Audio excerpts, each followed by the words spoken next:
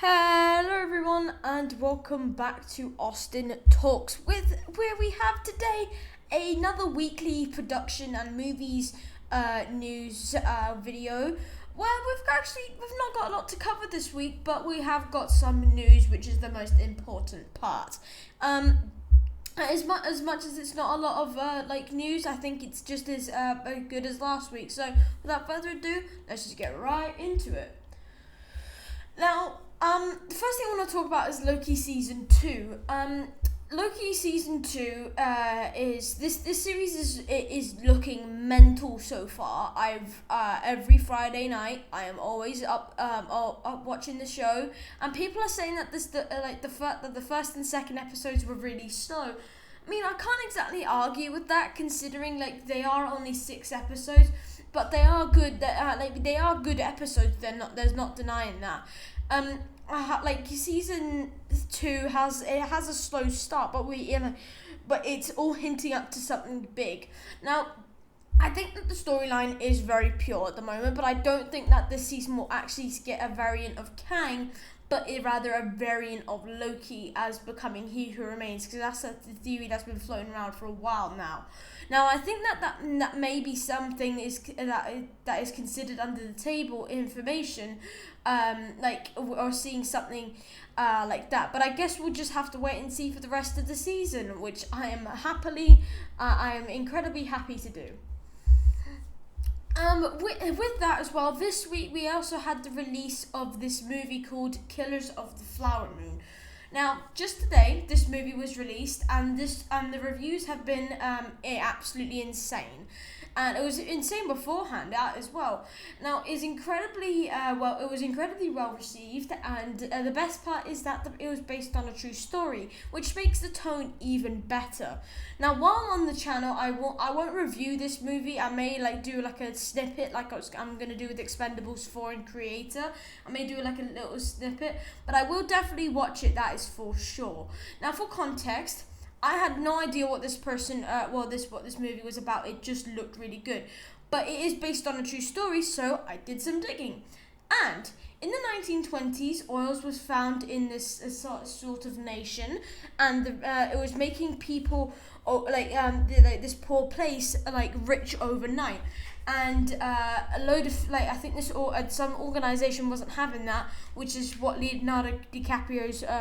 So Leonardo DiCaprio's as a part of the people who killed the girls' people, and it was all a cover up. And this is and they got it all for themselves. So it is a drama, but it's also based on real events. So obviously that's gonna have a little bit more of an impact, same as Oppenheimer. As I say, I am yet to watch this, so I guess we'll have to wait very closely to go and see this movie. This week we also got a new Wonka trailer. I'm extremely happy about that. Now, people thought that this movie would actually be really bad, but from actually watching the trailers and all, this actually does look incredibly good. Now, I think the timing of the year for this movie is amazing as well, because obviously chocolates are very, Christmassy, and this new trailer has just got me excited even more. Hugh Grant as the Oompa Loompa character. Oh my god, I love it. It is such humor, and even in the trailer, he even says, "It's like, huh? What is it? You said, huh? Right? If you do that again, I'll poke you quite viciously with a cocktail stick." Now, that is the funniest thing I've heard. Now, I think Timothée Chalamet will actually play the main character very well, and I thought that he wouldn't. And I mean, I've seen his roles. I mean, but I like him as a bloke, but I've not seen much of his acting, so I can't been able to comment much on his acting. I still haven't seen Dune. But with most remakes, you think it's gonna be bad, but this is looking really good. Now, it does really give off Paddington vibes, which I do like, and we've got quite a few actors in that from that movie, and the other than that, I just can't wait for this movie, because and I will be doing a review on this. It may be all the low movies. I may just do a little review on my weekly, but I will be doing a review on this soon enough. Invincible 2, Invincible Season 2. This week we've actually got an official trailer for this. But as a person who's never really who's never watched Invincible, but after watching this trailer, I'm actually wondering why I never did. It does look extremely interesting. Now it is like an anime, but it is like a Batman superhero story. Like he's a vigilante, but with Superman powers, like that. It kind of reminds me of like a weird version of Brightburn. And I also like how they released this trailer and the Oni Man, and that's autocorrect, in MK1. They've released it at the same time, or they're going to at least. Now, and the storyline does really look cool, so there is a possibility that I end up actually watching this show. But the show does this season releases on November the 3rd, so I guess I have to wait until then. I need to watch the season 1 first. You can't go straight into season 2. That's just madness. Oh yeah, this will excite some FNAF fans. For people who play FNAF and are excited for the movie, with the new FNAF movie just being around the corner, and the FNAF being probably the most popular franchise in gaming, you think that they've got a few tricks up their sleeves, and when you know what, they do. Now the director and others have confirmed that there will be an OG character somewhere in that poster from the original FNAF game that will be appearing, that has not appeared in any trailers, teasers, TV spots, nothing. But he will definitely be in this movie. Now this was done to give people a sense of hope for this movie, because they thought making a game into a movie is quite difficult, which I do agree with. But I do understand the speculation. But I think this will give them a sense of hope, but it's also kind of a hype stunt, because it will give people a sense of nostalgia. But I do get that. That's allowed. But they wish to see. I think they would they would want to see how this plays out. I will do a little review on this if I get the chance or get up the courage to watch this. But yeah. But I guess we'll have to see how it plays out as to what will happen. If any of you watched the Black Phone movie, I think you like Funko Pops, your luck has just started, my friend. This week, as I explained last week, there is a sequel being confirmed for the Black Phone. But this week we actually got Funko Pops. And now this has been confirmed, but I don't think that they had anything to do. That this had anything to do with that. I just thought this was quite random, but it is happening, folks. Now this week we 3 days ago, or I think it was 4, we got a brand new selection of Funko Pop characters of the versions of the Grabber from the Black Phone movie, which each portray a different variant of the character or different costumes, and I think each of them do look really cool and interesting. Now, I don't think that this actually links with the upcoming sequel. I think that would be, that's just a bit too coincidental. But to be honest, I must say these are very, but it is cool but oddly convenient. I also do think, no, I don't think, I know. There is another variant of the the Grabber, from the Black Phone, where it's fully red, as in one of the posters that can be seen for this movie, which again, I think will excite people a lot more. So I guess if you are into Funko Pops and the Black Phone movie, like I know most are, this was just your week.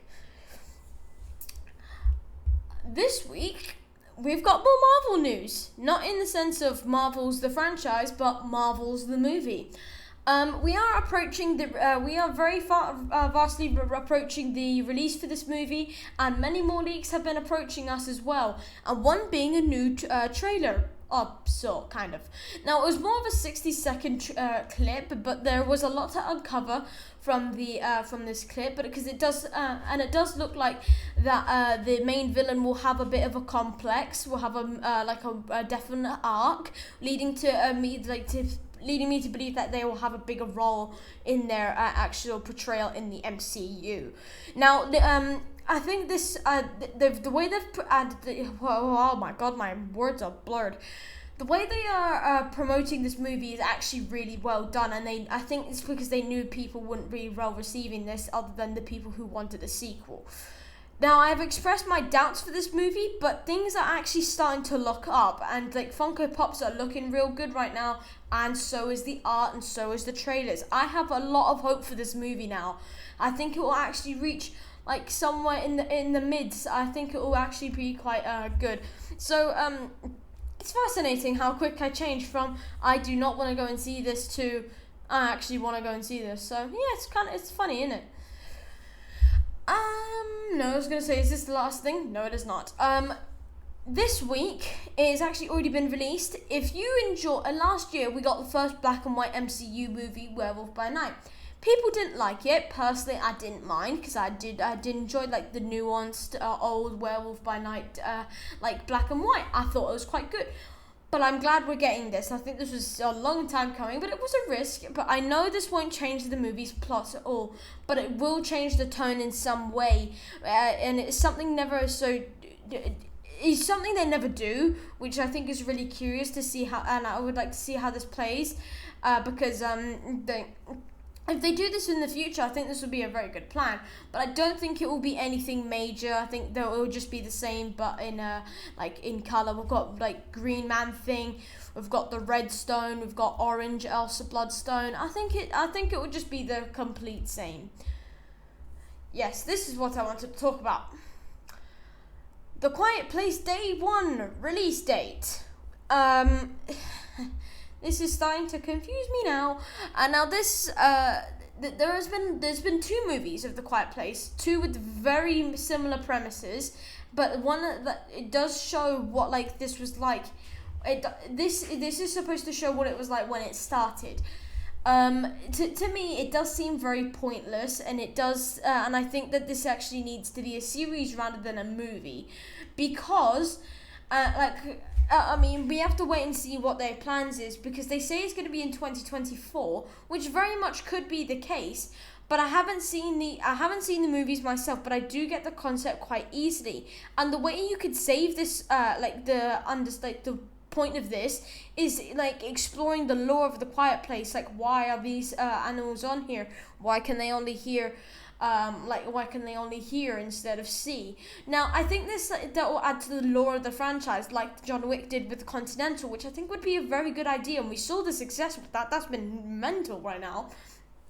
But I think making this a series, maybe not as short as the Continental. I mean, that was like 5 episodes in one, and then there was 3. So, yeah, I think you could have a lot more variety with the series and explain more.